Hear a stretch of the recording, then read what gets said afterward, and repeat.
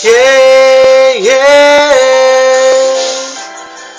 Whoa, whoa. Na na. Ilang gabing nandi mapakali sa tabi, bakit di maiwasan? Pabulong mo din sa aking pag-iisip at sabay sa maginaw na pag-ihip ng mga nararamdamang takot sa natadamdamdamdamin ko. Oh, oh, oh. Ewan ko.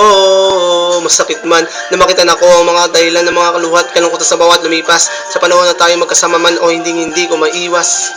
Panghawakan mo lang lagi ang pag-ibig na minsan di nating pinagsaluhan, tulad pagsuyong kay tamis. Wag mong isuko, mga simulan natin saya, dahil alam ko na mas magiging maayos pag nandito ka na. Mga pag-aalaga at mga pag-uunawa din, di mo tinipid sa di ko mabatid na pakikisama at pakikitungo sa aking tabi.